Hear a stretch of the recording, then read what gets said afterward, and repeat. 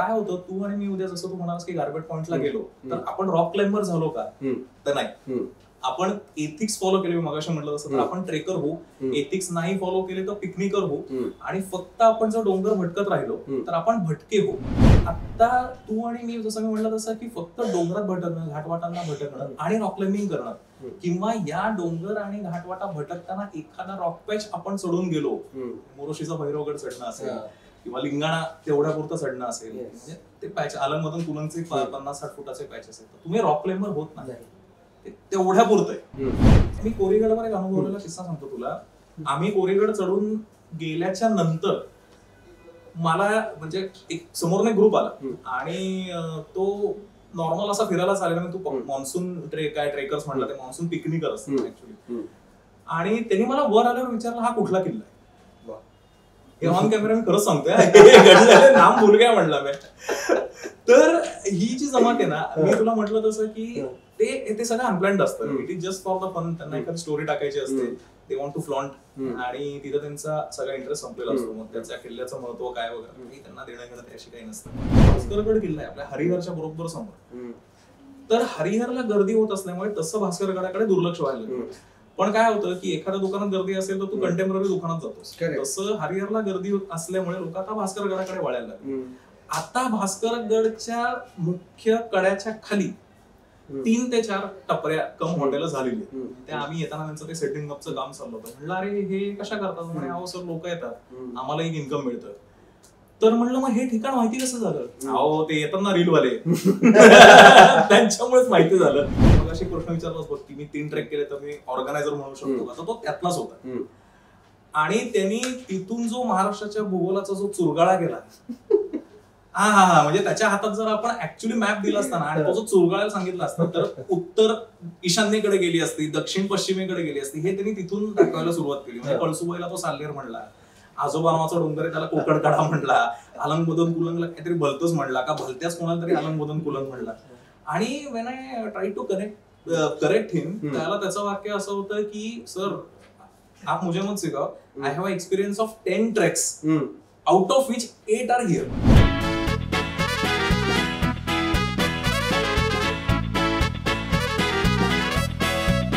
नमस्कार, महा MTV गप्पा या आपल्या लाडक्या मराठी पॉडकास्टमध्ये मी उमंग काळे तुम्हा सगळ्यांचं हार्दिक स्वागत करतो.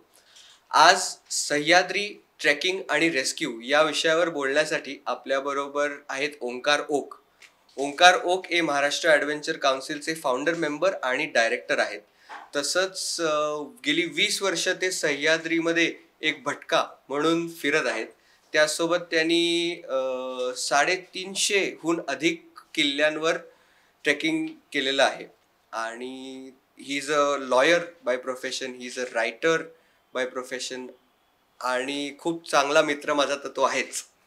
तर नमस्कार ओंकार, स्वागत आहे तुझं या पॉडकास्टमध्ये. तर ब्रिटिशांनी त्याचं नाव ठेवलं होतं पश्चिम घाट, पण ते थोडं वृक्ष वाटतं. आपण सह्याद्री म्हटलं की डोळ्यासमोर असं एक विहंगम दृश्य उभं राहतं आणि त्याबरोबर येणाऱ्या गोष्टी येतातच. तर माझा पहिलाच प्रश्न तुला आहे की तू एक रेस्क्यू कोऑर्डिनेटर आहेस, ट्रेकर आहेस, इतके गडकिल्ले, गडकोट आणि बरेच ठिकाणं फिरला आहेस. तर किती ट्रेक केले म्हणजे स्वतःला ट्रेकर बनवता येतं? म्हणजे लहानपणी 10वी-12वीत असताना मी सुद्धा अनेक ठिकाणी गेलो. आपलं लोहगड, त्याच्यानंतर गारबेट प्लॅटो, कलावंतीन दुर्ग, पेब विकटगड, हे जवळपासचे ट्रेक आहेत ते मी केलेले. पण मग मी पण म्हणू का की मी ट्रेकर आहे, की कसं काय? तुला 2 दिवसापूर्वीच घडलेला किस्सा सांगतो. आता एक व्हॉट्सअपला पोस्ट फिरतीये, मला वाटते युथ हॉस्टेलचे सचिन मयेकर, मी नाव चुकत नसेल तर, त्यांनी ट्रेकर कोणाला म्हणू नये असं एक त्यांनी खूप छान एक पोस्ट लिहिली आणि इतके ऍप्ट मुद्दे त्यांनी त्याच्यामध्ये सांगितले. तर आता ही काही सगळी पोस्ट मला इथे सांगणं शक्य नाहीये, पण एथिकली जो फिरत नाही त्याला ट्रेकर म्हणू नये. ओके, हे याच्यामध्ये अनुभवापेक्षा, इयर्स ऑफ एक्सपिरियन्स पेक्षा, are you following the ethics is the base line. त्याचं कारण असं आहे की बेसिकली आपल्याकडे गिर्यारोहण ट्रेकिंग आहे, गिर्यारोहण आहे पर्वतराजीतलं मी म्हणतोय, किंवा सह्याद्रीमध्ये होणारं गिरीभ्रमण असेल, ट्रेकिंग असेल, याच्यामध्ये काय केलं पाहिजे काय नाही केलं पाहिजे हे डिफाईन करणारा लॉ नाहीये कुठला. It is all about morals. तुमच्या ज्या सगळ्या एथिक्स आहेत त्या सगळ्या आपण ज्या म्हणतो की ज्या परंपरागत जे चालत आलेले आहेत, ज्याच्यामध्ये मग कचरा न करणं असेल किंवा कॅरिंग कॅपॅसिटी ओळखून ट्रेक करणं असेल, रिस्क न घेणं असेल, पाणी जपून वापरणं असेल, तिथला जो नैसर्गिक अधिवास आहे त्याला डिस्टर्ब न करता तुमची भ्रमंती चालू ठेवणं असेल, हे जे बेसिक ज्या सगळ्या टिकमार्क्स आहेत त्या जर तुमच्याकडनं कंप्लाय झाल्या तर पहिल्या ट्रेकला सुद्धा तुम्ही ट्रेकर होऊ शकता. ती मुहूर्त मिळेल तुमची. अरे वा. पण हे जर तुम्ही पहिल्या ट्रेक पासून मोडत आलात आणि जरी तुम्ही महाराष्ट्रातले काय तुम्ही जगातले सगळे किल्ले जरी तुमचे फिरून झाले असतील तरी you are not qualified as a trekker. मग तुम्ही फार फार तर ट्रॅव्हलर होऊ शकता आणि ट्रॅव्हलर सुद्धा अनेक नियम पाळतात, ते सुद्धा खूप एथिकली करतात. मग तुम्ही पिकनिकर होऊ शकता. याच्या पलीकडे त्याचं काही त्याला डेफिनेशन देता येणार नाही. कारण काय असतं, मी घरातनं उठलो निघालो आणि माझ्या मनाप्रमाणे मी ते करून आलो असं होत नाही. सो आणि मग मी समजा 4 लोकांना घेऊन गेलो तर मी ट्रेक ऑर्गनायझर झालो? हाही खूप चांगला प्रश्न आहे. पुढे आपला एक GR नावाचा एक खूप ज्वलंत मुद्दा येणार आहे, माझ्या खूप आवडीचा टॉपिक आहे. त्याच्यामुळे मी तो फरक सांगेन की ट्रेक ऑर्गनायझर खरंच कोणाला म्हणावं आणि कोणी स्वतःला म्हणून घेऊ नये. तर त्याच्यामुळे आपण तो थोडासा मुद्दा आपण बाजूला घेऊया, कारण खूप छान त्याच्यावर काय काय सांगण्यासारखं आहे. अरे वा. तर मला विचारायचंय, म्हणजे मला आठवतंय की आपल्या वेळेला म्हणजे फेसबुक असं काही नव्हतं, त्यामुळे जे काय होतं सोशल मीडिया एकतर गुगल मेल होतं किंवा ऑर्कुट होतं. त्यावर काही फोटोज पाहून किंवा मित्र सांगायचे की मी इथे फिरायला गेलो तिथे फिरायला गेलो आणि मग अरे आपल्याला पण जायचंय, मग असा एखादा ग्रुप शोधून त्यांच्याबरोबर ट्रेकला जाणं व्हायचं. तर हे ट्रेकिंग कल्चर नेमकं महाराष्ट्रात कधी उदयास आलं? साधारणपणे ट्रेकिंग कल्चरची सुरुवात जी आहे ती 1940-50च्या पिरियडच्या दरम्यान आपल्याकडे सुरू झाली. म्हणजे मला माझ्या माहितीप्रमाणे पारसी पायोनियर्स क्लब नावाचा एक गिर्यारोहकांचा संघ आपल्याकडे तयार झाला आणि त्याच्या थ्रू मग सह्याद्रीमध्ये काही वेळेला पुढे हिमालयामध्ये मोहिमा जायला लागल्या. त्याच्यानंतर पुण्यामध्ये भारत आउट बाउंड पायोनियर, ज्याला BOBP म्हटलं जायचं, तर बापूकाका पटवर्धन म्हणून खूप सिनियर ट्रेकर होते. त्यांनी त्या संस्थेची पुण्यामध्ये स्थापना केली. मग पुण्यामध्ये पुढे गिरीप्रेमी असेल, गिरीप्रेमीचाच एक आरोहक नावाचाच त्यांची एक ब्रँच होती जी रॉक क्लाइम्बिंग मध्ये भाग घेत होती आणि मग तशा पुढे संस्था उदयाला आल्या.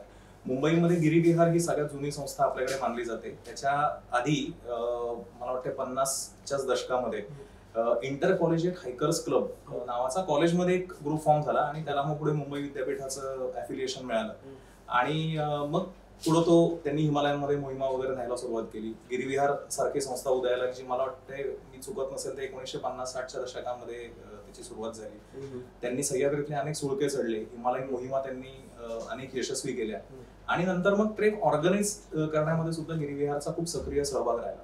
आणि मग पुढे आपण जसं म्हणतो तसं की हॉलिडे हायकर्स, त्याच्यानंतर केव्ह एक्सप्लोरर्स, नेचर लव्हर्स, त्याच्यानंतर ट्रेक क्षितिज, थोडीशी लेटेस्ट आहे पण तसं म्हटलं तर जुनंच आहे. चक्रम हायकर्स हे खूप या क्षेत्रातलं मान्यवर असं नाव आहे.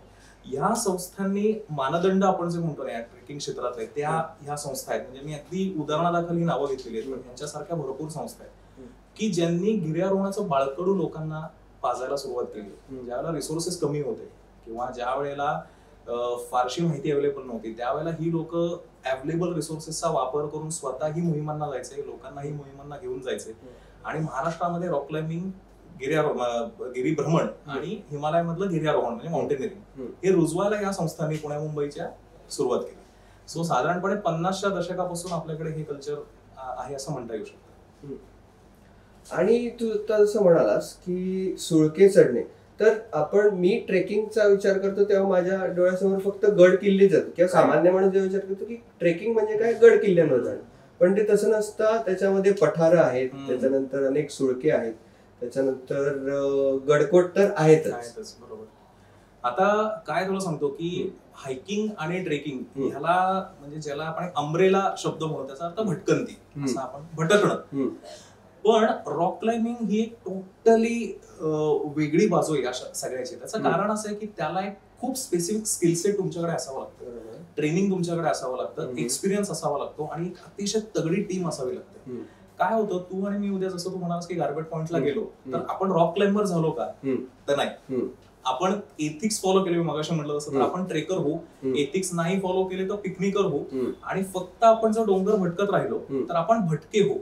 भटकेमध्ये डोंगर भटकणारे, एक्सप्लोअर करणारे हे सगळे चालेल. पण रॉक क्लाइम्बिंग हे टोटली वेगळं क्षेत्र आहे. मी जसं म्हटलं तसं की ह्या सगळ्या जुन्या संस्थांनी त्याचं बीज जे आहे ते महाराष्ट्रामध्ये रुजवलं. मग वानरलिंगी सुळक्याचा क्लाइम्बिंग असेल, ड्युक्सनो जो Arun Sawant sir, plate Arun Sawant sir त्यांनी पहिल्यांदा क्लाइम्ब केला. चाराव जोशी सर म्हणून आहेत, त्यांनी वानरलिंगी म्हणजे खडापारशी जीवनच्या शेजारचा तो सर केला. वजीर असेल, लिंगाणा असेल, याची मुहूर्तमेढ त्या काळापासून रोवली गेली कारण ते एक स्पेसिफिक स्किल सेट होतं. किरण अडफळकर हे खूप मोठं नाव आहे या क्षेत्रातलं, म्हणजे अशी खूप नाव आहेत. पण आता तू आणि मी जसं मी म्हटलं तसं की फक्त डोंगरात भटकणं, घाटवाटांना भटकणं आणि रॉक क्लाइम्बिंग करणं, किंवा या डोंगर आणि घाटवाटा भटकताना एखादा रॉक पॅच आपण चढून गेलो, मोरोशीचा भैरवगड चढणं असेल किंवा लिंगाणा तेवढ्या पुरतं चढणं असेल, म्हणजे ते पॅच आलंगमधून पुलंचे 50-60 फुटाचे पॅच असेल, तर तुम्ही रॉक क्लाइम्बर होत नाही, तेवढ्या पुरतं आहे. इंटरेस्टिंग. आणि मग आता तू जी ही नावं घेतलीस ती बऱ्यापैकी फेमस ठिकाणं आहेत, तर अशी फेमस ठिकाणं महाराष्ट्रातील कोणती? आणि फेमस म्हणण्यापेक्षा मला इथे म्हणावं लागेल, जर तुम्ही मुंबईचे असाल तर तुम्ही ला रिलेट करू शकाल की सह्याद्री मधली दादर फुल मार्केट कोणती? आम्ही त्याला पुण्याच्या भाषेत मंडई म्हणतो किंवा लक्ष्मी रोड म्हणतो, पण अशी भरपूर ठिकाणं आहेत. आणि ते प्रसिद्ध होण्याचे कारण सांगतो तुला. त्याच्या आधी मी किस्सा सांगतो. आणि तू मगाशी म्हणलास ना की ट्रेकर कोणाला म्हणावं कोणाला म्हणू नये, आता हा मुद्दा आला तर मी तुला एक छान गोष्ट सांगतो. आणि अशा लोकांमुळे हे फुल मार्केट का होतं. माझे पुण्याचे 2 मित्र आहेत, सारंग भोईरकर आणि सारंग मांडके, इतिहास अभ्यासक आहेत, भटके आहेत. तर रायगड वर एक दिवस ते गेलेले होते. आणि तू रोपवे वाजून जिथे येतोस तर तिथे गाईडचे केबिन लागतं, म्हणजे तुला तिथे एंट्री फी फाडावी लागते आणि ते गाईड उभे असतात. मॅन्डेटरी नाहीये, तुम्हाला हवं असेल तर तुम्ही त्यांना घेऊन फिरू शकता. त्यांचं एक छान ट्रेनिंग पर्यटन विभागाने घेतलेलं आहे, त्यांना ट्रेन केलेलं आहे, तुम्हाला माहिती मिळू शकते. एक ट्रेकर्सचा ग्रुप, हा शब्द मी खूप जबाबदारीने वापरतोय, पिकनिकर्सचा नाही, मराठी ट्रेकर्सचा ग्रुप रायगडावर आला. हा माझ्या मित्रांनी समोर बघितलेला किस्सा आहे. आणि ज्यावेळेला त्यांना त्या गाईडने सांगितलं की आपण आता, त्याने प्लॅन सांगितला की आता आपण काय बघणार, याच्यानंतर काय बघणार, त्याच्यानंतर काय बघणार, तर तो म्हणाला आता इथनं आपण जाणार, मग काय नगरखाना बघू, नगरखानाच्या नंतर मेघडंबरी बघू, होळीचा माळ बघू, नगारखाना बघू, आणि नंतर आपण समाधीकडे जाऊ. त्यातल्या एकाने, कदाचित तो लीडर होता, त्याचं पुढचं वाक्य असं होतं, कोणाची समाधी. म्हणजे किती गंभीर परिणाम आहेत या प्रश्नाचे. म्हणजे कदाचित जर ते टकमक लांब आहे, नाहीतर आता 21व्या शतकातला कडेलोट झाला असता. नाही, मग आता हा प्रश्न आहे की ट्रेक म्हणजे ऐतिहासिक वास्तूंची सहल की साहसी सहल? अगेन परत तोच मुद्दा की फेमस ठिकाणं, साहसी सहल आणि अशा लोकांमुळे घडणारे रिपरकेशन्स. साहस आणि सहल हे अतिशय विरोधाभासी शब्द आहेत. म्हणजे ध स्कॉलर असा विद्यार्थी नसतो, तर तसं ते साहसी आणि सहल, एक तर ती सहल असते. त्याचं कारण असं असतं, साहस करण्यासाठी मग तुला म्हटलं असं स्किल सेट, फिजिकल फिटनेस, अनुभव, टीम, नॉलेज, या सगळे फॅक्टर्स मॅटर करतात. सहलीला तुम्हाला एक मिनिमम माहिती असेल, तुम्ही अगदी ऑन द गो तिथे गेलात ना, तरी एखादा समजा तुम्हाला एक हॉटेल मिळालं, तुम्ही तिथे राहिलात, त्या हॉटेलच्या एखाद्या वेटरला जरी विचारलं की आजूबाजूला कुठे फिरण्यासारखं, तो तुम्हाला सांगू शकतो. It is totally unplanned. ठीक आहे. ऍडव्हेंचर किंवा भटकंती ही तुम्हाला अतिशय काटेकोरपणे करावी लागते, एक्सपिरियन्स किमान येईपर्यंत तरी. आणि एक्सपिरियन्स झाल्यानंतर सुद्धा कॅल्क्युलेटेड रिस्क तुम्हाला घ्याव्या लागतात. आता जो मी किस्सा सांगितला आणि त्याच्या आधीचा जो तुझा प्रश्न होता की फुल मार्केट कुठलं किंवा मंडई कुठली, आता अगदी ट्रेंडिंग उदाहरण द्यायची झाली तर हरिश्चंद्रगड आहे, कळसुबाई आहे, अंधारबन आहे, देवकुंड आहे, हरिहर तर काय म्हणजे ती वार्षिक जत्रा तिथे असते. हल्लीच मागच्या वर्षी मला वाटतं रतनगडवर पण बऱ्यापैकी प्रमाणात. हो. आणि तुला सांगू का, हे सगळं सीझनल आहे. म्हणजे तू आत्ता रतनगडला गेलास, आता उदाहरण दिलंस, कारवीचा सीझन होता ना, तोपर्यंत रतनगडला गर्दी होती. की आपल्याकडे एक कविता आहे की उगवत्या सूर्याला सगळेजण वंदन करतात, तसं कारवी त्याच वेळेला रतनगडला फक्त बहर होता. आत्ताच्या सीझन मध्ये तू रतनगडला जर गेलास ना तर कोणीही नसतं. त्याचं कारण त्या सीझनला त्याला महत्व येतं. देवकुंड वॉटरफॉलचंही सेम आहे, कारण तो पावसाळी ठिकाण आहे ते. रतनगडचा एक सुंदर अनुभव आहे, तिथे ना एक नेढ आहे. नेढ म्हणजे एका डोंगरामध्ये एक छोटस छिद्र आहे आणि त्यातनं तुम्ही आरपार जाऊ शकता. म्हणजे सुईच्या छिद्राला आपण जे म्हणतो नेढ, तसंच नेढ तिथे आहे. आणि ते एकदम सुंदर अनुभव येतो. म्हणजे ते नैसर्गिकरित्या फॉर्म झालेलं निर्णय आहे. त्याला काही ललित लेखकांनी भिकबाळी असं रतनगडची म्हटलेले आर्टिस्टिक शब्द आहे खूप. महाराष्ट्रात अनेक किल्ल्यांना अशी निडी आहेत, पण त्यातल्यामध्ये रतनगडचं खूप फेमस आहे. आणि मग तू म्हटलास तसं की हे थोडंसं हल्ली सोशल मीडियाचा सगळं फोफावल्यामुळे हे हा बाजार भरायला लागला. आम्ही खूप जबाबदारीने शब्द वापरतोय, तर कशामुळे पडतो त्याच्यावर पुढे येऊया आपण. पण ही जी सगळी ठिकाणं अनेकदा यातली बरीचशी ठिकाणं बारामाही आहेत. फॉर एक्झाम्पल हरिश्चंद्रगड, कळसुबाई सारखी आणि अंधारबन देवकुंड सारखी ही सीझनल आहेत. म्हणजे एकदा त्यांचा सीझन संपला की त्यांना महत्व येणं बंद होतं. त्याच्यामुळे हे फुल मार्केट तरी आपण म्हणू किंवा मंडई तरी 12 महिने चालू असते. हे ऍक्च्युली लक्ष्मी रोड आहे आमचा, की ते दिवाळीमध्येच त्याला खूप जरा हे येतं. इतर सीझन मध्ये गेला ठीकठाक गर्दी असते. पण ट्रेकर्सच्या बाबतीत पण तसंच आहे ना, म्हणजे मान्सून ट्रेकर्स ही एक वेगळी जमातच आहे की ते फक्त मान्सून मध्येच बाहेर पडतात. हो हो हो. म्हणजे मी कोरीगडवर एक अनुभवलेला किस्सा सांगतो तुला. आम्ही कोरीगड चढून गेल्याच्या नंतर मला म्हणजे एक समोरने ग्रुप आला आणि तो नॉर्मल असा फिरायला चालेल. तू मान्सून ट्रेकर्स म्हटलं, ते मान्सून पिकनिकर असतात ऍक्च्युली. आणि त्यांनी मला वर आल्यावर विचारलं हा कुठला किल्ला आहे. हे ऑन कॅमेरा मी खरंच सांगतोय, नाम भूल गया म्हणलं मी. तर ही जी जमात आहे ना, मी तुला म्हटलं तसं की ते सगळं अनप्लॅन्ड असतं. It is just for the fun. त्यांना एखादी स्टोरी टाकायची असते, दे वॉन्ट टू फ्लॉन्ट, आणि तिथं त्यांचा सगळा इंटरेस्ट संपलेला असतो. मग त्याच्या किल्ल्याचं महत्व काय वगैरे त्यांना देणं घेणं त्याशी काही नसतं. पण मग ह्याच्यामध्ये मद्यपान आलं, बेशिस्तपणा आला, कचरा करणं आलं. या लोकांचा एक ऍटिट्यूड असा असतो की आम्ही एन्जॉय करायला आलोय ना, मग आम्ही काहीही करू.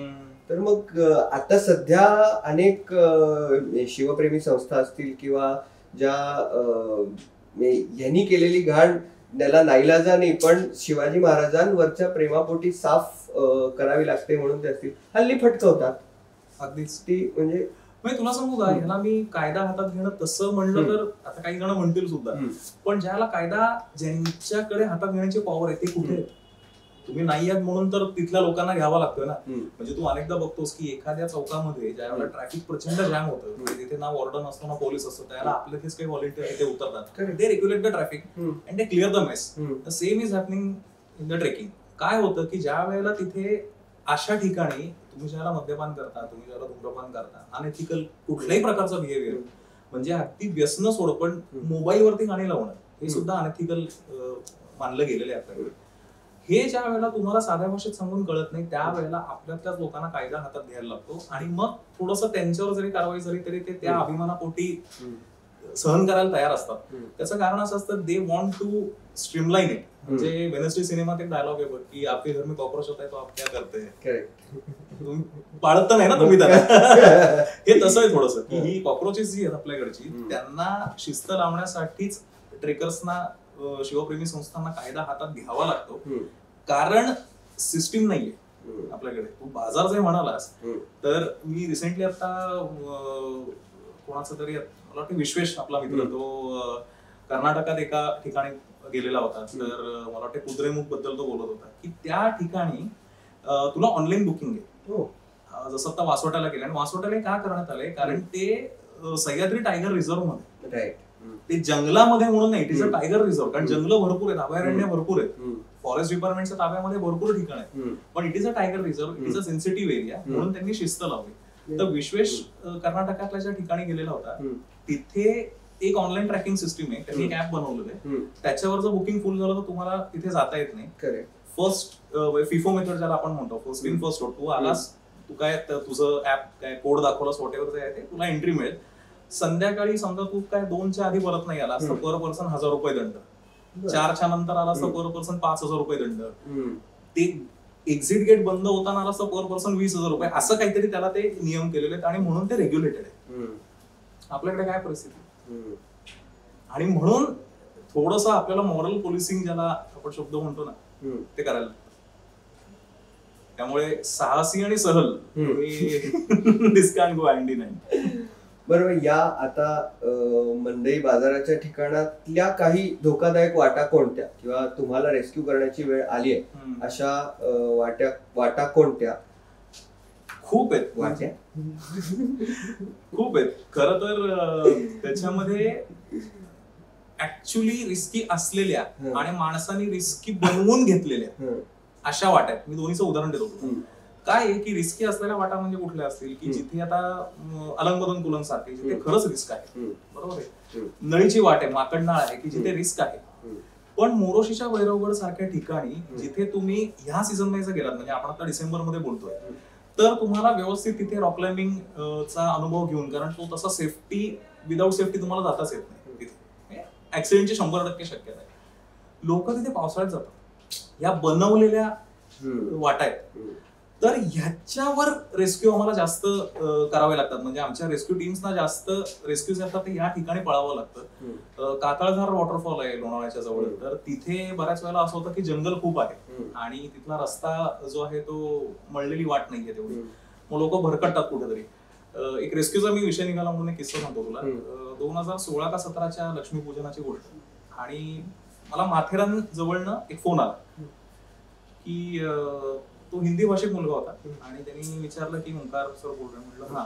तो म्हणला आम्ही पेबला ट्रेकिंगला आलोय आणि मी अडकून बसलोय, मला कळत नाही कुठं जायचं ते. तर म्हणलं कुठल्या वाटेने चढलायस, म्हणजे माथेरानला त्या ट्रॅकवरनं जाणारी वाटेने, खांदा नेरळवरनं फणसवाडीतनं जाणारी वाटे. तर तो म्हणला एक बेस विलेज था उधर से हम चढके आहे. म्हणलं किती जण आहात तुम्ही? तर तो म्हणला 4 ते 5 जण आम्ही आहोत. पावसाळ्याचे दिवस होते, थोडासा सरता पावसाळा, म्हणजे जी उघडझाप चालू असते पावसाची सप्टेंबर ऑक्टोबर मध्ये, तसा तो सीझन होता. आणि त्याला मी म्हणलं की तुझ्याकडे बॅटरी किती आहे फोनची? तर तो म्हणला 98-99% काय जी काही आहे ती 90च्याच घरामध्ये होती, बाकीच्यांकडं 80-85. म्हणलं पॉवर बँक्स आहेत का? तो म्हणला सगळ्यांकडे पॉवर बँक्स आहेत. म्हणलं आता एक काम कर, आता तुमच्याकडे बॅटरी बॅकअप पाहिजे, जनरली आम्ही बॅटरी सेव्ह करायला सांगतो, पण ह्या केसमध्ये होतं त्याच्याकडे भरपूर. तर म्हणलं आता काम कर, तो व्हिडिओ कॉल कर, कारण त्याला लोकेशन कसं पाठवायचं ही कळत नव्हतं. तर मी ट्रेस कसा करू त्याला? तर माथेरान विभागातली रेंज तिथे भरपूर असल्यामुळे त्यांनी मला व्हिडिओ कॉल केला आणि त्याला माझ्या असं लक्षात आलं की तो पेपच्या समोरच्या डोंगरावर गेलाय, कारण मला व्हिडिओ मध्ये पेप समोर दिसत होता. तर मी त्याला म्हणलं अरे तू पेपवर नाही आलेला, तू चुकून दुसऱ्या समोरच्या डोंगरावर आलायस. तर म्हणलं ते काम कर, मी रेस्क्यू टीम पाठवायची व्यवस्था करतो, फक्त पाणी जपून वापर आणि जवळपास जर कुठले धबधबे वगैरे जर काही असतील तर त्याच्यात पाणी आणायला जाऊ नको, कारण तिथे परत तुझा पाय सटकेल आणि काहीतरी अजून दुर्घटना होऊ शकते. आणि खायचा पैसा असेल ते थोडंसं जपून वापर. मी टीमला सगळं ते रिसोर्सेस घेऊन यायला सांगतो. त्यावेळेला मला त्या मुलांनी असं उत्तर दिलं, आमच्यातल्या कोणाकडे बॅगच नाहीये. ते पॉवर बँक प्लास्टिकच्या पिशवीत गुंडाळून खिशात टाकून आले होते. मग ही चांगली गोष्ट आहे का वाईट? म्हणून तर रेस्क्यू करावा लागला. आणि फायनली ज्या वेळेला आता हा एक पुढचा विषय निघाला म्हणून त्याच मुलाचं वाक्य मी सांगतो तुला, की त्याला मी म्हणलं अरे असं कसं म्हणलं तुम्ही विदाऊट तयारी आला, मग किमान बॅग आणणं एवढं तरी तुम्ही करू शकता. त्यावेळेला त्याचं वाक्य असं होतं, आप मुझे ये मत सिखाओ ट्रेकिंग कैसे करते, अरे you just do your job and take it us out from here. Actually this has happened. त्यांचा रेस्क्यू केल्याच्या नंतर त्यांची आम्ही पुणेरी मुंबईकर पद्धतीने आम्ही शाळा घेतली, ती गोष्ट वेगळी. पण हा जो एक ऍटिट्यूड आला ना लोकांमध्ये, दिस इज डेरोगेटरी, म्हणजे हा फार भयानक आहे आणि त्याचे परिणाम सगळ्यांनाच भोगायला लागतात. नशिबाने ते वाचले, पण दुर्घटना झाली असते तर अवघड झालं असतं. पण मग असं असताना बऱ्यापैकी वेळेला असंही करता येऊ शकतं. हल्ली मला वाटतं तू सुद्धा काही ट्रेनिंग प्रोग्राम्स करतोस, तर बेस विलेज मधनं आपल्याला गाईड घेऊन जाता येऊ शकतं. 100%. म्हणजे मी गाईड या विषयावर अख्खा एक पॉडकास्ट होऊ शकेल इतकं मटेरियल आहे. त्याचं कारण असं आहे, आपण त्याला गाईड म्हणतो ना, खरं सांगायचं तर तो गाईड हा शब्द बदलून त्याला एक्सपर्टच म्हटलं पाहिजे. आपण तो कोश आहे त्या एरियाचा, he is a encyclopedia and most importantly he is a first responder to any crisis situation. एखादी दुर्घटना झाल्यास तो पहिला माणूस आहे की जो तुमच्यासाठी काहीतरी ऍक्शन घेऊ शकतो. आम्ही ही पण सिच्युएशन बघितली की गावकऱ्यांनी अख्खं गाव एका फोनवर उभं केलेलं. का? Because you pay them a respect, you pay them amount which they deserve. ठीक आहे, आता त्याच्यातही थोडंसं काय म्हणतात ग्रे शेड्स आहेत की गावकरी हल्ली खूपच पैसे मागतात, मग एवढं कसं वगैरे. पण मी म्हणतो निगोसिएशन करून तुम्हाला जे दोघांनाही परवडत आहे अशा रेटमध्ये जर तुम्ही त्याला घेऊन जाऊ शकलात तर he can be the first responder. आणि असंही आम्ही बघितलं की रेस्क्यूला एकही पैसा गावकऱ्यांनी न घेता उलट ते रेस्क्यूअर्सना जेवायला घातलेले. आणि बऱ्याच वेळेला मग पावसामध्ये नोटा भिजतात, त्याला गुगल पे वगैरे तेवढं नव्हतं, युपीआय वगैरे चालायचं नाही. मग गावकऱ्यांनी स्वतः 1,000-2,000 रुपये त्या मुलांच्या खिशात कोंबले, मग तुम्ही आम्हाला गेल्यानंतर बँक ट्रान्सफर करा, काय जे काय असेल ते पुढच्या वेळेला द्या वगैरे वगैरे. इथपर्यंत गावकरी तुम्हाला तुमच्यासाठी तुम्हाला घरातला सदस्य म्हणून मदत करतात, बट द फर्स्ट जो आपण म्हणतो ना मैत्रीचा हात आहे तो तुम्ही पुढे गेला पाहिजे. आणि ते फक्त तुम्हाला गाईड करत नाही, तुमची सगळीच तिथे व्यवस्था असते किंवा त्यांना ते एरियाची माहिती असते. आम्ही आता एक फेसबुकवर 2-4 वर्षापूर्वी मी आणि माझा मित्र स्वप्नील खोत यांनी जिओग्राफिकल सह्याद्री नावाचा एक उपक्रम आम्ही चालू केला. That is a group. हे मी तुला का सांगतोय त्याचं मी कारण सांगतो तुला, की त्याच्यामध्ये तू एखाद्या किल्ल्यावर जर गेलास तर तुला आजूबाजूला दिसणारे जे डोंगर असतात त्याच्यावर आम्ही मार्किंग्स करायला सांगतो की कुठल्या डोंगराचं नाव काय, तिथून काय दिसतंय वगैरे वगैरे. त्यातल्या बऱ्याचशा डोंगरांची स्थानिक नावं जी आम्हाला माहिती नसतात ती या गाईड्समुळे कळतात. एखादी स्थानिक वनस्पती असते, आपण चुकून एखादं फळ तोडून खायला जातो, ते कदाचित विषारी असू शकतं. एखादं खरंच फळ तुम्हाला एनर्जी देणार असू शकतं, पण तुम्हाला ते विषारी वाटत असतं, ते तो तुम्हाला सांगू शकतो हे तुझ्यासाठी चांगलंय. आणि म्हणून ही शुड बी देणार. तुम्ही त्यांना बायपास करून गेलात ना, दे विल बायपास यू. याही घटना घडलेल्या आहेत. म्हणजे माझ्या माहितीप्रमाणे प्रबळगडवरच मी ऐकलेला किस्सा आहे हा बऱ्याच वर्षापूर्वीचा, की गावकऱ्यांनी त्यावेळेला हे सगळं फॉरेस्ट डिपार्टमेंटनी आता गाईड कंपल्सरी केलं. ते व्हायचं होतं त्या काळातली ही गोष्ट आहे की पुण्याचा का मुंबईचा मला आठवत नाही, पण एक ग्रुप तिथे गेला होता आणि त्यांचं खालीच त्या गावकऱ्यांशी काहीतरी कारणावरनं भांडण झालं काहीतरी, आणि खूप शिवराळ भाषा हातला बदली झाली खूप. आणि obviously you're in their area, you need to pay respect to them. आणि त्यावेळेला झालं असं की गावकरी म्हणजे ठीक आहे, आता आम्ही तर अडवू शकत नाही तुम्हाला, पब्लिक प्लेस आहे, पण तुम्हाला काय मदत लागली मग आमचं मी बघू काय. आणि त्याच ट्रेकला एका मुलाचा ऍक्सिडेंट झाला. त्यावेळेला गावकऱ्यांनी अर्थात नंतर मदत केली, पण they were at that stand की आता तुम्ही ज्यावेळेला वागलात ना, आता घेऊ का आम्ही असं स्टँड, नाही करत मदत. या गावातला एकही माणूस हाणणार नाही तुमच्या मदतीसाठी. तुम्हाला जिथून मदत बोलवायची तिथनं बोलवा, तोपर्यंत याचं जे काही व्हायचं ते होऊ दे, आम्ही इथनं हाणणार नाही. त्या मुलांना हातापाय पडायला लागलं, त्यावेळेला गावकरी तयार झाले. म्हणजे मी कदाचित प्रबळगड कलावंतीण हे बरोबर बोलत आहे का नाही हेही मला माहिती नाही, पण हा किस्सा घडलेला आहे. माझ्या माहितीप्रमाणे ठिकाण तेच आहे, पण हे तुमच्याही अगेन्स्ट दिस कॅन गो. उगाच बाचाबाची करू नये. नाही तर पूर्वेकडून ईशान्येकडे जायला होतं. पण मग या सगळ्यामध्ये अजून एक गोष्ट असते ट्रेकिंग करत असताना, आणि ट्रेक गाईड सोबत असतानाही असं होतं की चकवा लागतो. तर तुझा काही अनुभव?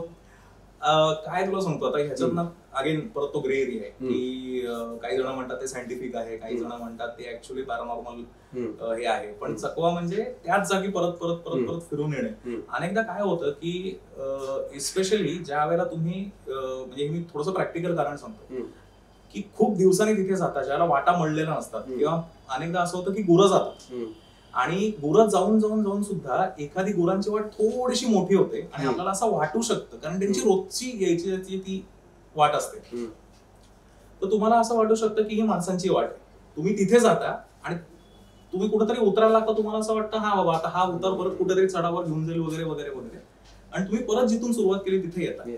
असे प्रकार अनेक, म्हणजे हा चकव्याचा मी एक प्रकार सांगेन, असं भरपूर वेळेला घडलेलं आहे. मला पर्सनली चकवा कधी लागला नाहीये, कारण अनेकदा गाईड बरोबर नेतो, त्यांना ओरिएंटेशन तरी असतं. आता जीपीएस वगैरे आल्यामुळे आपल्याला ती साधारणपणे आयडिया येऊ शकते, पण मी म्हणलं असं गाईड इज अ एन्सायक्लोपीडिया, म्हणजे ही इज अ ह्युमन जीपीएस. इथं त्याच्या गुगल मॅप फिट आहे त्याच्या एरियाचा, त्यामुळे जनरली गाईड नेला तर चकवा लागत नाही. पण चकव्याचे अनेक किस्से तू ट्रेकर्स मध्ये अगदी दबक्या आवाजात तो हिना पण ऐकू शकशील की हे घडतं. हे प्रकार सायंटिफिक नॉन सायंटिफिक चर्चेचा आणि वादाचा मुद्दा तो सोडून देऊया आपण, पण दिस हॅपन्स, म्हणजे हे झालेलं आहे खूप लोकांबरोबर. चकवा पलीकडचे काही paranormal experience? Again grey area, पण मी मला आलेला एक अनुभव सांगतो तुला. मी त्या किल्ल्याचं नाव नाही सांगणार. तिथे एक मंदिर होतं, त्या मंदिराच्या शेजारी झोपायला जागा होती आणि आम्ही मुक्कामाला ज्याला गेलो होतो. तर आता हा काय अंधश्रद्धा पसरवण्याचा हेतू वगैरे काही नाही, जे मी अनुभवलं ते सांगतोय. जे असेल ते असेल, मी म्हणत नाहीये की तेच असेल, पण जे आलंय ते मी तुला सांगतो. ओपन स्पेस होती तिथे, त्या म्हणजे असं समज एक वाड्याचं असं हे आहे आणि किंवा एखाद्या घराचं जसं व्हरांडा असतो त्या टाईप ते आहे. आणि तिथे आम्ही झोपलेलो असताना रात्री 3-3:30च्या सुमारास आपला पूर्वी एक पेंटचा डबा असायचा बघ, कढीवाला, त्याला समजा जर तू एक दोरी बांधलीस आणि असा जर घासत नेलास तर आवाज कसा होईल, तसा आवाज रात्री 3:30 ते 4च्या सुमारास असा कोणीतरी इकडून तिकडून असं घासत घासत घासत घासत नेते. आणि आम्ही ऑट डेला गेलो होतो त्या ठिकाणी. म्हणजे त्यावेळेला ट्रेकर शनिवार रविवारी पण कमी यायचे, ऑन डे तर संबंधच नाही. आणि असं 2-3 वेळा झाल्याच्या नंतर मला जाग आली आणि काही दिसलं नाही समोर. 3-3:30 रात्रीचे वाजले होते आणि असे अमावस्येनंतरचे 2-3 दिवस जसे असतात तसे. तर सकाळी उठल्याच्या नंतर आमच्या ट्रेकमध्ये ग्रुपमध्ये काका होते, तर त्यांनी मला थोडं बाजूला घेतलं. म्हणले तुला रात्री काय आवाज आला का? म्हणलं कसला? अरे ते नाही का असं डबा घासत घासत नाही. म्हणलं तुम्हालाही आला? हो. तर बाकीच्यांनी असं आमच्याकडे बघितलं किंवा आम्हाला आलंय पण आम्ही मान्य मात्र करणार नाही, वी वोंट कॉन्ट्रीब्यूट. पण दिस हॅज हॅपन कारण जागा कॉमन होती आणि तो क्रिस्टल क्लिअर असं चालतंय कोणीतरी आणि असं ओढत नेतंय. पण that didn't harm us. Me again म्हणलं तसं की it's a subjective matter. But असे अनेक किस्से अनेक लोकांबरोबर घडलेले खूप आहेत. म्हणजे ऍक्च्युली अशी काही लॉकडाऊनच्या दरम्यान ऍक्च्युली फेसबुक लाईव्ह किंवा काय म्हणतात झूम सेमिनार झालेले आहेत की ट्रेकिंग किंवा आउटडोर ऍक्टिव्हिटी दरम्यानची पॅरानॉर्मल सेशन्स हे घडलेले आहेत. ते खरं खोटं ते आपण सोडून देऊया, पण लोकांना आलेले अनुभव तुझ्या माझ्या फ्रेंड सर्कल मध्ये तर एवढी लोक आहेत की दिस हॅपन्स असं अनुभवांती लोकांचं म्हणणं.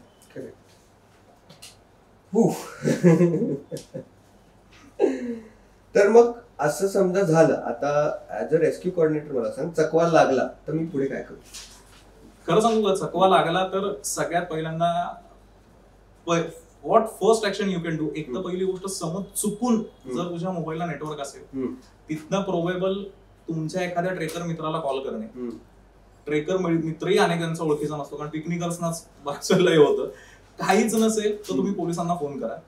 चुकून जर नेटवर्क तुमच्या मोबाईलला आणि डेटाला दोन्हीला असेल तर आता काय झालेलं आहे, MMRCC नावाचं जे रेस्क्यू कोऑर्डिनेशन सेंटर आहे की ज्याला बऱ्यापैकी रेस्क्यू ग्रुप्स कनेक्ट झालेले आहेत, that is a 24 hours facility की कॉल जर आला तर पोलीस काय करतात की त्या एरियातल्या रेस्क्यू टीम्स पोलिसांशी जोडलेले असतात. आणि समजा तू जर लोणावळा भागामध्ये काय झालं तर शिवदुर्ग मित्रालाच कॉल जातो, हे ठरलेलं आहे.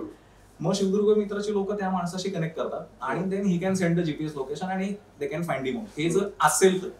दुसरी गोष्ट, जर तुमच्याकडे काहीच रिसोर्स नाही, चकवा लागलाय, सगळंच बंद झालंय, मोबाईल मध्ये एक काडी नाहीये, मी तर म्हणतो मोबाईलची बॅटरी संपली, शांतपणे तिथे एका जागी बसून राहावं. सगळ्यात पहिल्यांदा म्हणजे पॅनिक होऊ नये. आधी तो चकवा लागलाय का हे बघावं. कारण काय होतं, अनेकदा मॅन्युअलच एरर असते आणि आपण लिटरली समोर आपल्याला रुळलेली वाट असते, पण अरे तीच गुरांची वाट आहे असं आपण समजतो आणि तिथे जात नाही. हे परत ओरिएंटेशनचे थोडेसे गडबड होऊ शकते. पॅनिक होऊ नये. आणि जेव्हा तुमचं थोडंसं डोकं शांत होतं त्यावेळेला किमान आपण कुठल्या दिशेने आलोय हे जरी तुमच्या लक्षात राहिलं तरी तुम्ही तिथे परत जाण्याचा प्रयत्न करू शकता. याच्यावरचा सगळ्यात बेस्ट सोल्युशन म्हणजे तुम्ही निघण्याच्या आधी गावामध्ये किमान एखाद्याला, now we are conducting this as a education podcast also, म्हणून माझं एक सांगणं काम आहे की लागल्यानंतर काय करावं, याच्यापेक्षा लागू नये म्हणून काय करावं, तर एकतर गाईड घेऊन जावा. समजा तुम्हाला नसेलच बाबा, इच्छाच असेल की माझा मीच करतोय, ठीक आहे चल हरकत नाही. गावामधल्या एखाद्या जबाबदार व्यक्तीला, किराणा मालाचं दुकानवाला असेल, एखादा सरपंच मिळाला तर nothing like it, police Patil असेल तर तुमच्या सगळ्यांचे मोबाईल नंबर, कारण BSNL ला रेंज आहे, जिओला नाही वगैरे, तर तो BSNL वाल्याला तरी कॉन्टॅक्ट करू शकतो. तुमच्यातल्या 3-4 घरच्यांचे किंवा मित्रांचे नंबर हे त्याच्याकडे देऊन जावे. त्याला साधारणपणे तुमचं शेड्यूल सांगावं की या वेळेला आम्ही परत येणं अपेक्षित आहे, समजा नाही आलो तर तू काहीतरी मदत पाठव. तर तो प्रोबेबल वाटेवर मदत पाठवू शकतो. सिद्धगडच्या दरम्यानच्या एका घटनेत असंच झालेलं होतं, ते गाईड घेऊन चुकले होते. त्याचं कारण असं, पैशांच्या हव्यासापायी त्या गाईडनी माहिती नसलेला रस्ता सुद्धा माहिती असं सांगितलं. जुलै महिन्यामध्ये भर रात्री 3 वाजता ती लोक अशा जागी चुकली होती की जिथनं हल्ले तर सगळे जण गडगडले असतात. त्याच्यामध्ये 6 जणांच्या ग्रुपमध्ये मुलगी होती, तिला मला एक प्रॉब्लेम चालू, तिचं मेन्स्ट्रुअल पिरियड चालू झाले दुर्दैवाने त्याच दरम्यान. आणि इतकी बिकट सिच्युएशन त्यावेळेला होती की कसं याच्यातनं रेस्क्यू करणार.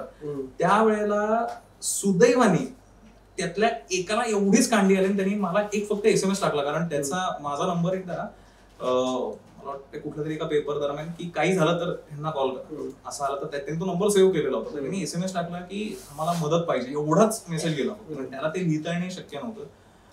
कॉलबॅक केला तर अर्थातच फोन लागत नव्हता, काही होऊ शकत नव्हतं, कारण मला तो माणूस कोण हेच माहिती नव्हतं. आणि त्यांच्या सुदैवाने काय झालं की त्यांनी जाताना गावामध्ये एक नंबर देऊन ठेवले होते. हा जो गावकरी होता ना, तर त्यांनी सांगून ठेवलं होतं घरी की असं असं झालेलं आहे म्हणून. त्यामुळे गावकरी त्याला शोधत शोधत आले, हाकाट्या मारल्या आणि नंतर तो ग्रुप रात्री 4:30-5 वाजता काहीतरी सापडला.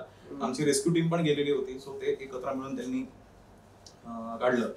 सो थोडंसं इन्फॉर्म्ड समोरच्यालाही ठेवणं गरजेचं आहे आणि पॅनिक अजिबात होऊ नये, कारण रेस्क्यू टीम या काय म्हणतात स्वयंसेवी तत्वावर काम करत असतात. They are always there for you, पण त्याचा गैरफायदा घेऊ नये. आणि इट्स अ सोल्युशन की ठीक आहे बाहेर निघू शकतो आपण, अनलेस अँड अंटिल डेथ झाली कोणाची तुमच्या समोरच, तर अगदी नॅचरल येते. पण जोपर्यंत तुम्ही शांत होणार नाही तोपर्यंत बाहेर येणंच अवघड आहे. आणि सह्याद्रीचं एक स्ट्रक्चर इतकं सुंदर आहे ना की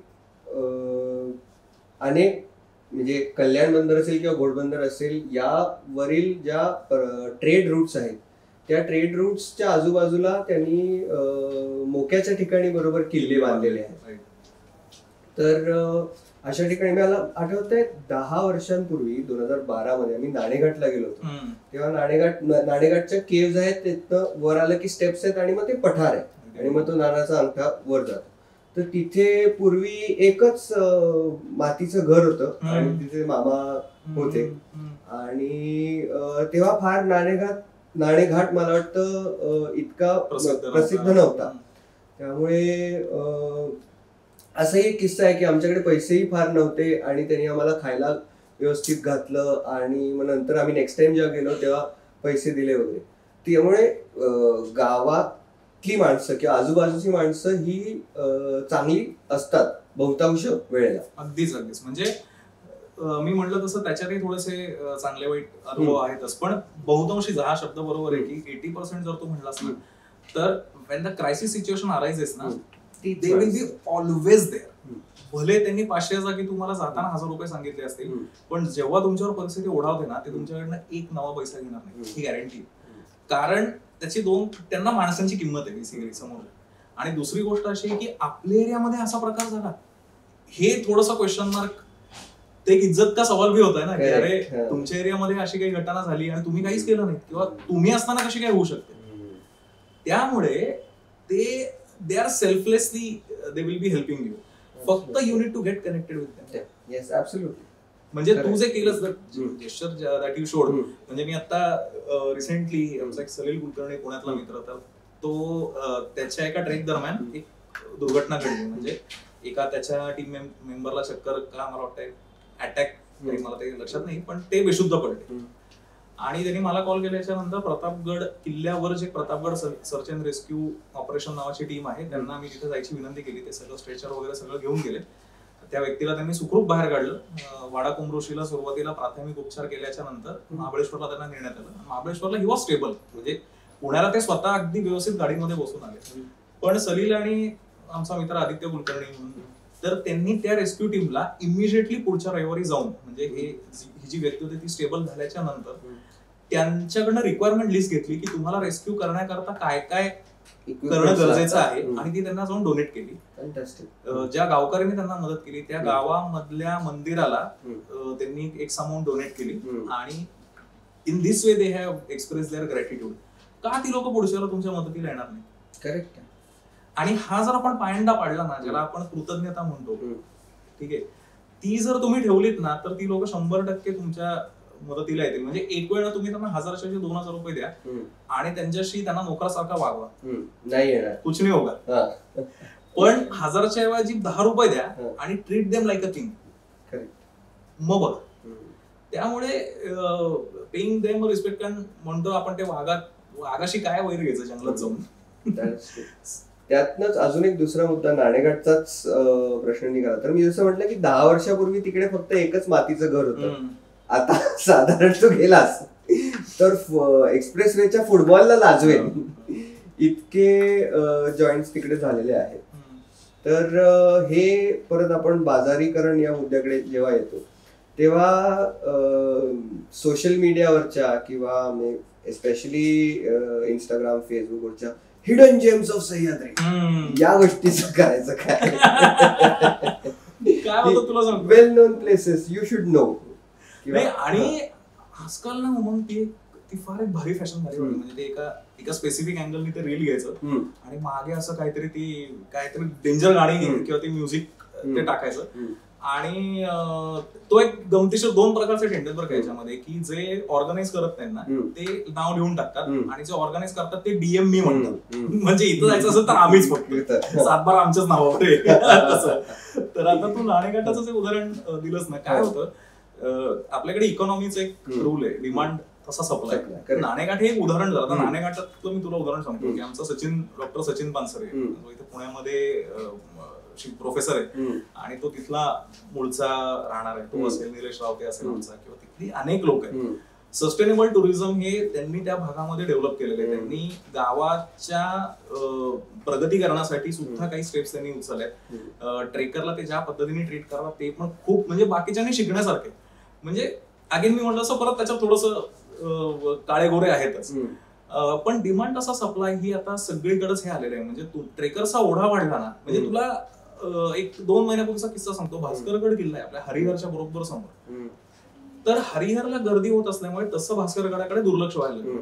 पण काय होतं की एखाद्या दुकानात गर्दी असेल तर तू कंटेम्पररी दुकानात जातोस. तसं हरिहरला गर्दी असल्यामुळे लोक आता भास्करगडाकडे वळायला लागले. आता भास्करगडच्या मुख्य कड्याच्या खाली 3 ते 4 टपऱ्या कम हॉटेल झालेली आहेत. त्या आम्ही येताना त्यांचं ते सेटिंग अपचं काम चाललं होतं. म्हणलं अरे हे कशा करतात? म्हणे अहो सर लोक येतात, आम्हाला एक इन्कम मिळतं. तर म्हणलं मग हे ठिकाण माहिती कसं झालं? अहो ते येतात ना रीलवाले, त्यांच्यामुळेच माहिती झालं. आणि एक छान किस्सा असा आहे की मी त्या मुलाला म्हणलं ठीक आहे, आता बेसिकली गावकऱ्यांशी ते म्हणजे सोयी सुविधा हा एक भाग आहे, पण शेवटी मी म्हणलं असं they are the first responders. As a rescue coordinator I need to be touch with them, कारण कुठल्या ठिकाणच्या गाईडची कधी गरज लागेल सांगता येते. त्याच्यामुळे ती माझी एक सवय आहे की मी त्यांचा नंबर घेऊन ठेवतो. मी जेव्हा त्याचा नंबर घेतला त्यावेळेला त्या पोराचं पुढचं वाक्य होतं, सर इन्स्टावर फॉलो करा बरं का. आणि आता काय झालेलं आहे की गावकरी सुद्धा सोशल मीडियावर ऍक्टिव्ह झालेले आहेत, पण एक त्यांचं ठीक आहे, म्हणजे त्यांच्या बिझनेस पुरतच प्रमोशन. हे जे 2 मुद्दे आहेत आपण बोलतोय ते, की एकतर डिमांड अँड सप्लाय, जसा डिमांड आहे तशी सप्लाय होणारच आहे. आणि ते एका अर्थी बघायला गेलं तर चांगलंच आहे, गावातल्या लोकांना त्यातनं इन्कम सोर्स, रोजगार निर्मिती होते. पण जिथे गावं आहेत तिथे ठीक आहे इन्कम सोर्स आहे, पण अदरवाईज जे हिडन जेम्स आहेत त्या हिडन जेम्सवर जाऊन तुम्ही जेम्सची आणि लेसची पाकिटं टाकण्यात काय अर्थ आहे? मी म्हणूनच म्हटलं ना की पहिल्यांदा आपण ट्रेकर कोणाला म्हणावं म्हणून नये ना, त्यातलं ट्रेकर कोणाला म्हणू नये कॅटेगरीची ही लोक असतात सगळी. म्हणजे परत एक किस्सा सांगतो तुला. म्हणजे हे मी लाईव्ह किस्से का सांगतोय, कारण अशी उदाहरणं या जगामध्ये अस्तित्वात आहेत. म्हणजे पुढे जसं म्हणतात आंबा न आवडणारे लोक असतात, तसं रतनगडच्या नेढ्यामध्ये मी लोकांना माहिती देत होतो. एका ग्रुप बरोबर किल्ला दाखवायला म्हणून गेलो होतो आणि खालनं एका उत्साही कार्यकर्त्यांचा ग्रुप आला, ऑर्गनायझरच होता तो. पण असे तू मगाशी प्रश्न विचारलास बघ की मी 3 ट्रेक केले तर मी ऑर्गनायझर म्हणू शकतो का, तर तो त्यातलाच होता. आणि त्यांनी तिथून जो महाराष्ट्राच्या भूगोलाचा जो चुरगाळा केला, हा म्हणजे त्याच्या हातात जर आपण ऍक्च्युअली मॅप दिला असता ना आणि तो जो चुरगाळायला सांगितला असता तर उत्तर ईशान्येकडे गेली असती, दक्षिण पश्चिमेकडे गेली असती, हे त्यांनी तिथून दाखवायला सुरुवात केली. म्हणजे कळसुबाईला तो साल्हेर म्हणला, आजोबा नावाचा डोंगर आहे त्याला कोकणकडा म्हणला, अलंगबदन कुलंगला काहीतरी भलतच म्हणला, का भलत्याच कोणाला तरी अलंगबदन कुलंग म्हणला. आणि when I try to correct him, त्याला त्याचं वाक्य असं होतं की सर आप मुझे मत सिखाओ, I have experience of 10 treks out of which 8 are here. पुन्हा म्हणतात ना की मास्तर असावेत, त्याला लोहगडवरनं सिंहगडी दिसण्याची शक्यता आहे, दिव्यदृष्टी त्याला होती. पण हे हिडन जेम वाली ही जी लोक असतात ना ती हीच असतात. आणि काय होतं की जसं तू म्हणालास की मग हिडन जेम दाखव इतकं नाही, मग ती हिडन का ठेवावीत आपण. माझं काय म्हणणं आहे की हिडन ठेवायला प्रॉब्लेम नाहीये, पण एकदा जेव्हा तुम्ही ते ओपन करता ना त्यावेळेला जेव्हा ते सगळे लुटारू तुटून पडतात ना त्यावेळेला पोलीस कुठे आहेत त्या लुटारूंना अडवायला? There is a system to regulate, there is a system to secure it. मला देवकुंड वॉटरफॉलला गर्दी व्हायला प्रॉब्लेम नाहीये, पण देवकुंड वॉटरफॉलला ज्यावेळेला ऍक्सिडेंट्स वाढायला लागले त्यावेळेला फॉरेस्ट डिपार्टमेंटने आणि तिथल्या स्थानिकांनी मिळून एक समिती बनवली आहे. सुदैवाने त्या समितीच्या ऍडवायझरी कमिटीचा मी एक भाग असल्यामुळे मला हे अभिमानाने मी सांगू शकतो की आता जी सिस्टीम देवकुंडला लावली गेली there is a tracking system, there is a band system, म्हणजे तुला नंबर दिला जातो आणि त्याच्यानुसार ती संख्या रेग्युलेट केली जाते. आता त्यांनी जिथे धोकादायक ओढे होते, जिथे ऍक्सिडेंट होत होते, तिथे आता पक्के ब्रिजेस बांधलेले आहेत. आमचा नंदू चव्हाण दादा यांनी याच्यामध्ये खूप मोठा पुढाकार याच्यामध्ये घेतलेला आहे. आणि नाव they have is you can say it as a secure. 150 मुलं त्या रूटवर दर शनिवार रविवार थांबलेली असतात. Even if you go on a odd day तरी तिथे तुला गाईड अवेलेबल होतात पावसाळ्यामध्ये. आणि गेल्या 3 वर्षामध्ये देवकुंडला एक ऍक्सिडेंट नाही. पण हे कधी झालं? ज्या वेळेला सरकारने ऍक्शन घेतली, ज्या वेळेला तिथे ऍक्सिडेंट झाले. कारण रील स्टार ना प्रॉब्लेम काय होतो तुला सांगू का, की माझं म्हणणं आहे की तू बंजी जम्पिंगच्या क्लिप्स दाखवणार पण हार्नेस घालायला पाहिजे हे सांग की. तो काय करतो, माणूस पडताना दाखवतो. तो लोकांना असं वाटतं तो नुसतं उडी मारतोय. त्याची सिक्युरिटी सिस्टीम कुठे आहे? आणि त्यामुळे होतं काय की हिडन जेम हे दाखवायला प्रॉब्लेम नाहीये, पण हिडन जेम दाखवल्याच्या नंतर मी तर म्हणेन एक वेळ चल, दाखवणाऱ्यांची पण चूक नाही, एक वेळ ते त्यांच्या लाईकसाठी त्यातनं त्यांना रेव्हेन्यू जनरेट होतो म्हणून कदाचित आपण त्यांना बेनिफिट ऑफ डाऊट देऊया. पण जेव्हा ते एक्सपोज होतं ना त्याच्यानंतर जे अराजकता माजते तिथे म्हणजे शब्दाच्या पलीकडचं आहे. आणि the government regulation is the only thing. कारण अनेकदा असं होतं की ग्रामस्थ काहीतरी ठरवतात, गव्हर्नमेंट म्हणतात अरे हे तुम्ही ठरवलंय ना, हे आमच्या कायद्याच्या विरुद्ध आहे, हे अमुक एका डिपार्टमेंटच्या मध्ये बसत नाही. गावकरी म्हणतात जाऊ दे मग कशाला, तुम्हीच या, मग आम्ही स्वयंस्फूर्तीने करायला तयार होतो आणि you are not letting us to do that, then you come here and do it. तिथे केव्हा होतो. Coming to the government bit of it, जसं आपण सुरुवातीपासून म्हणतोय की कोणी यावं आणि ट्रेक ऑर्गनाईज करावं, हे रेग्युलेट करण्याकरता पण काही प्रोव्हिजन्स केल्या गेलेल्या आहेत. रजिस्ट्रेशन म्हणजे टुरिझम मिनिस्ट्री सोबत रजिस्ट्रेशन चालू झालेलं आहे. तर त्याच्याबद्दल काय सांगशील? मी माझा एक आता 3-4 महिन्यापूर्वी पॉडकास्ट झाला होता आमचा जिवंत दम, युट्यूबवर आहे त्याच्या चॅनलवर. त्याच्यामध्ये मी असं एक वाक्य वापरलं होतं की एक काय झालं, एक GR आलेलं पर्यटन विभागाचा आणि that is for the organised activities. उद्या तू आणि मी गेलो तर मला आपल्याला तो GR ऍप्लिकेबल नाही. त्याचं कारण असं आहे की ज्या वेळेला तुझ्या जीवाची रिस्पॉन्सिबिलिटी तुझ्यावर आहे आणि माझ्या जीवाची रिस्पॉन्सिबिलिटी माझ्यावर आहे, there is no transfer of responsibility. उद्या मला काय झालं तर माझ्या घरचं काही तुला धरायला येणार नाही, एक्सेट्रा एक्सेट्रा. ही ज्या वेळेला सिच्युएशन आहे त्यावेळेला तो GR ऍप्लिकेबल होत नाही. मग तो कोणाला ऍप्लिकेबल आहे तर ऑर्गनायझर्स. मग जेव्हा तू लोकांच्या जीवाची जबाबदारी घेऊन जातोस, you need to get yourself central registered with the ministry of tourism. त्या पॉडकास्ट मधला माझं वाक्य असं होतं, 2021 साली तो GR आला आणि तो फक्त वयानेच वाढलाय. आता 24 उजाडलाय. त्याचं कारण असं आहे की ऑर्गनायझर्सला म्हणजे लँड, एअर, वॉटर तिन्ही स्ट्रीम मधल्या ऑर्गनायझरला एक टेम्पररी आणि परमनंट रजिस्ट्रेशन करणं मॅन्डेटरी होतं. GR नुसार त्याची जी टाइमलाईन होती, म्हणजे त्याची जी विंडो क्लोज होणार होती ती 2021च्या नोव्हेंबर-डिसेंबर मध्ये होणार होती. 2023चा डिसेंबर चालू आहे. आता रजिस्ट्रेशनची वेबसाईटच बंद आहे. नवीन ऑर्गनायझर रोज येत आहेत, त्यांना अनेकांना रजिस्टर करायची इच्छा आहे. मी ज्या महा ऍडव्हेंचर काउन्सिलचा डायरेक्टर आहे, it is promoting that GR and safety or government regulations like anything. पण टू बी व्हेरी ऑनेस्ट आपण म्हणतो माझी जो नाव डुबोय उसे कौन बचाए. तुमची वेबसाईट जर 3-3.5 महिने बंद असेल due to some internal issues or whatever जे काही गव्हर्नन्स इश्यूज तुमच्याकडे तुमच्या कदाचित कंट्रोलमध्ये असतील नसतील सुद्धा, पण that is impacting on the stakeholders. Ultimately काय होतंय की ह्या लोकांचं रजिस्ट्रेशन न झाल्यामुळे कोणीतरी दुसऱ्या एका डिपार्टमेंटचा माणूस होतो, अरे तुझं ते टुरिझम मिनिस्ट्रीचं रजिस्ट्रेशन कुठे आहे, हा म्हणतो सर वेबसाईट बंद होती, निघ बाहेर. तो म्हणतो माझा काय दोष आहे याच्यामध्ये, तो डिपार्टमेंटवाला म्हणतो माझा तरी काय दोष आहे.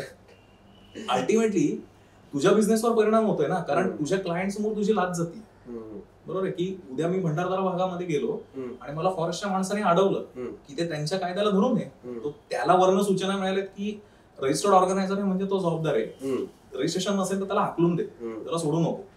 हाऊ विल यू फिल्टर की अनरजिस्टर्ड त्यांनी स्वतः केलं नाहीये म्हणून आहे का त्यांनी अटेम्प्ट केला तर मला वेबसाईट बंद होती त्याच्यामुळे आहे.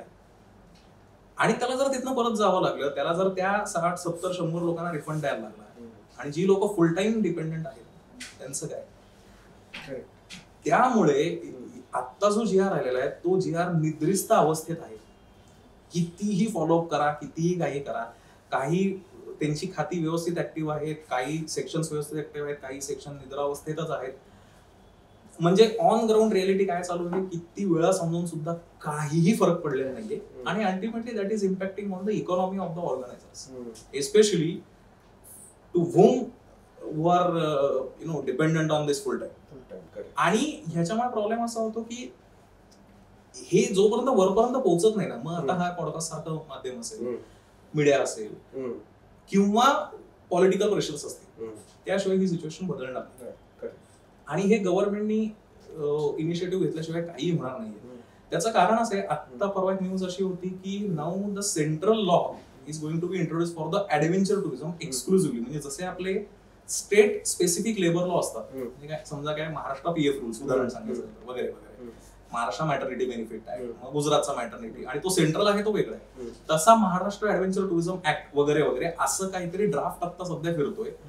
खरं सांगायचं तर मिनिस्ट्री ऑफ टुरिझमनी तो किंवा डिपार्टमेंट ऑफ टुरिझम, मिनिस्ट्री म्हणजे सेंट्रल आणि आपलं इथे डिपार्टमेंट महाराष्ट्राचं, त्यांनी तो एक्सपर्ट लोकांना दाखवून थोडीशी त्यांची ओपिनियन्स घेऊन त्याचं फॉर्म्युलेशन किंवा त्याच्यावर कमेंट्स वरती पाठवल्या पाहिजे. कारण लॉ मध्ये अमेंडमेंट आणणं ही अतिशय भयानक गोष्ट आहे. मी लॉयर असल्यामुळे मी सांगतोय, त्याची प्रोसिजर प्रचंड रिगरस आहे, रिजिड आहे, आणि एक चुकीचा शब्द तुमचा बिझनेस, तुमची ऍक्टिव्हिटी खराब करू शकतो.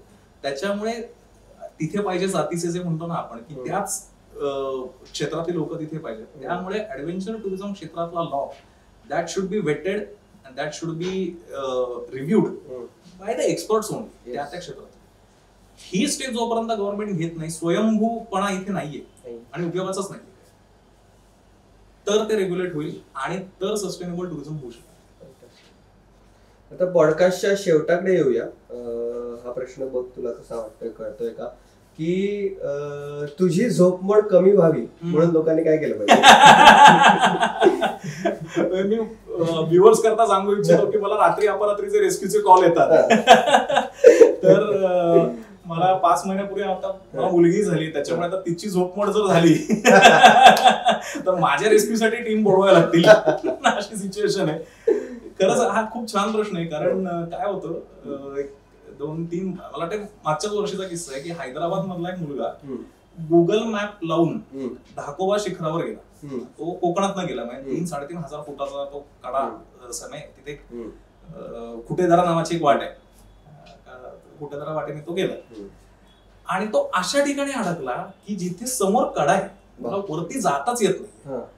आणि मग त्याला काहीतरी वर्ण बिबट्याचे आवाज यायला लागले वगैरे वगैरे, असला काहीतरी सगळा गोंधळ व्हायला लागला. सुदैवाने तो घाटमाथ्याच्या जवळ असल्यामुळे त्याच्या मोबाईलला नेटवर्क होतं, तो अगदी त्याच्या पुरता उभा राहू शकेल इतक्याच स्पेसवर होता. त्यांनी मला वाटतं कोणाला तरी कॉन्टॅक्ट केला, मला वाटतं रेस्क्यू टीमच्याच आमच्या ग्रुपवर तो त्याचा मेसेज पोहोचला. सुदैवाने मी कुठेतरी ट्रॅव्हल करत होतो, त्यामुळे रात्री मी तो मेसेज बघितला रात्री 2 वाजता. त्या मुलाचा फोन नेटवर्क मध्ये होता आणि त्याचं मी गुगल लोकेशन मागून घेतलं आणि मुरबाड जवळ सह्यागिरी ट्रेकर्स म्हणून आमचा दीपक विषय म्हणून मित्र आहे, त्याला त्या विचाराला मी रात्री 3 वाजता उठवलं, त्याची टीम घेऊन हे सगळं करत करत करत त्या मुलाचा सकाळी 7:30ला रेस्क्यू झाला. तोपर्यंत मी जागाच होतो. त्यामुळे म्हणजे मी कुठून तरी घरी येत होतो ट्रॅव्हल करून आणि ती झोप गरजेची होती, पण तो मुलगा व्यवस्थित आहे का नाही, दीपकचं त्याचं कोऑर्डिनेशन होतंय का नाही. मग मध्ये दीपकचा फोन यायचा, सर आता त्याचा फोन लागत नाही, तुम्ही एकदा ट्राय करून बघा. हे खूप प्रॅक्टिकल प्रॉब्लेम्स तिथे येतात. आता हे का झालं तर ज्या वेळेला तो मुलगा वरती आला, म्हणला अरे तू एकटा कसा काय गेलास? सर मॅप था ना, जीपीएस था ना, उसमें काय आहे, म्हणजे ह्युमन पेक्षा टेक्नॉलॉजी कधी भारी ना, असा त्याचा समज होता. हल्ली ते चॅट जीपीटी मुळे वगैरे ना, म्हणजे आपण जसं म्हणतो ना की माणसाचा मेंदू आपण अडगळीतच टाकून दिलेला आहे असं समजतो म्हणजे आपण. तर त्याचं म्हणणं असं होतं, सर आता काही गरज नाही नव्हती. अरे म्हणलं मग म्हणून तर बाहेर काढायला लागलं ना, शेवटी माणसानेच काढलं ना बाहेर, काही मॅप नाही आला तुला सोडवायला. त्यामुळे प्रिकॉशनरी गोष्ट अशी, तुम्ही पूर्णपणे नवीन असाल किंवा एखाद्या ठिकाणी जरी नवीन असाल, 40 वर्षाचा एक्सपिरियन्स आहे, पण समज मी रसाळ सुमार महिपतगडला पहिल्यांदा जातोय, काही कामाचा नाही तुझा 40 वर्षाचा एक्सपिरियन्स, तिथे गाईड घेऊन जा, नाही मिळाला तर एक्सपिरियन्स वापर. कारण काय माहितीये का, कुठं तुझा अनुभव तुला धोका दिले सांगता येत नाही. मी रेस्क्यू कोऑर्डिनेटर असून मलाही तितकाच धोका आहे जितका एखाद्या नवीन माणसाला. या क्षेत्रामध्ये असणारा प्रत्येक अनुभवी व्यक्तीला आपण कुठेतरी अडकून आपला रेस्क्यू करायला लागेल ही भीती असली पाहिजे, असं मी सांगतोय. नाहीतर आपण असे मुकुट घालून जो फिरायला लागलो ना, मला काही होणार नाही, तर तो तिथेच पहिली फुली आहे, मग तो ट्रेकर नाही. तर त्यामुळे शक्यतो लोकल गाईड घेणं. सगळ्यात महत्वाचं म्हणजे आपल्याला माहिती नाहीये हे मान्य करणं. मी एखाद्या ठिकाणी जातोय, बाबा तू जाऊन आलायस का, कसं जायचं, काय धोका आहे, मी जातोय तो सीझन बरोबर आहे का, किती लोक नेली पाहिजे, टेक्निकॅलिटीज किती आहेत वगैरे वगैरे वगैरे. आणि जर तुम्ही आता संस्था पण आहेत हल्ली, ट्रेकिंग ग्रुप्स आहेत, तुम्हाला एखादा ट्रेक करावासा वाटतोय, ऑर्गनाईज करतायत, काय तुम्ही 1000 रुपये मिळतात, ते 2000 घेतील, पण टाका ना जबाबदारी त्यांच्यावर. They are ready to take it, pay them and come back safely ना, काय फरक पडतो. आणि जर स्वतःलाच जायचं असेल तर किमान गावातला माणूस घेऊन जाणं किंवा गावामध्ये इन्फॉर्म करून जाणं, खूप गुगल मॅपवर डिपेंडेंट न राहणं, या बेसिक गोष्टी जर फॉलो केल्या तर आमची झोपमोड होणार नाही. आणि खरे हिरोज आहेत ना ह्या ऑन फील्ड काम करणाऱ्या रेस्क्यू टीम्स आहेत. म्हणजे एक वेळ माझी झोपमोड मी एक वेळ सहन करू शकेन, कारण काय होतं, त्यांची झोपमोड केल्याच्या नंतर त्यांना डबल फिजिकल ऍक्टिव्हिटी त्याला तिथे जाऊन शोधण्याची. आणि काय मिळते इन रिटर्न, आप अपना काम करो, हमें मत सिखाओ. ना गव्हर्नमेंट कडनं रेकग्निशन्स आहेत, ना ग्रँट आहे, ना अवॉर्ड आहे. साधा मला एक अवॉर्ड दाखवू मग की जो रेस्क्यू टीम मेंबरला सेंट्रलाइज दिला गेलेला आहे. दे आर वॉरियर्स आणि दे आर सेल्फलेस वॉरियर्स, पण त्यांचं कुठेही रेकग्निशन होत नाही. त्यांना आता हा जो कायदा आहे, मला आता मी म्हणलं तसं मला तो ड्राफ्टच अजून बघण्यात आलेला नाही की त्याच्यामध्ये काही प्रोव्हिजन्स आहेत का, एखादा रेस्क्यू टीम फंड गव्हर्नमेंट कडनं काय का, बाबा तू तुझी बिल सबमिट कर आणि हे घ्यावं पैसे चल वगैरे वगैरे, तर हे रेग्युलेट होऊ शकतं. तर थँक्यू, आपण आलात आणि खूप छान झाला हा पॉडकास्ट. तर दिस वॉज ओमकार ओक आणि आपण सह्याद्री बद्दल, तसा हा खूप वास्ट विहंगम सह्याद्री असल्यामुळे खूप वास्ट विषय आहे. म्हणजे सह्याद्रीमध्ये इतिहासाच्या पाऊलखुणा जितक्या आहेत की त्या करण्यामध्ये अख्खी पॉडकास्ट सिरीजच होऊ शकते. पण आपण याच्यामध्ये फोकस केलं होतं सह्याद्रीतील ट्रेक्स, त्यातील रेस्क्यू आणि त्यातले अनुभव. तर खूप छान वाटलं तुझ्याशी बोलून. थँक्यू. आणि हा खूप महत्वाचा विषय, कारण आता काय झालंय, पूर्वी ट्रेकिंगचा खरा सीझन जो मानला जायचा ना तो नोव्हेंबर ते फेब्रुवारी, मार्च, एप्रिल असा मानला जायचा. आता 12 झाले. त्यामुळे आपण खूप योग्य वेळेला हा आणलेला आहे. नवीन वर्ष सुरुवात होते, कदाचित आपण एक सुरक्षिततेचा संकल्प या पुढच्या नवीन वर्षात करून त्याची साहसी छान सुरुवात आपण करू शकतो. आणि तरुण भारतचे खूप खूप धन्यवाद. आणि खूप छान, म्हणजे मला इतका कॅन्डिड गप्पा पहिल्यांदा अशा झाल्या की खूप फ्लॉलेस आपला असा विषय हा पुढे गेला, त्याबद्दल तुझे खूप आभार. थँक्यू. तर 11 डिसेंबरला जागतिक पर्वत दिन झाला, त्याचं औचित्य साधून हा पॉडकास्ट आपण केला, त्याबद्दल तुझे खूप खूप धन्यवाद. आणि तुम्हाला हा पॉडकास्ट कसा वाटला, हा एपिसोड कसा वाटला हे आम्हाला कॉमेंट्समध्ये नक्की कळवा. पाहत राहा तुमचा फेवरेट पॉडकास्ट महा MTV गप्पा, आणि महा MTVला सबस्क्राईब करायला विसरू नका. थँक्यू.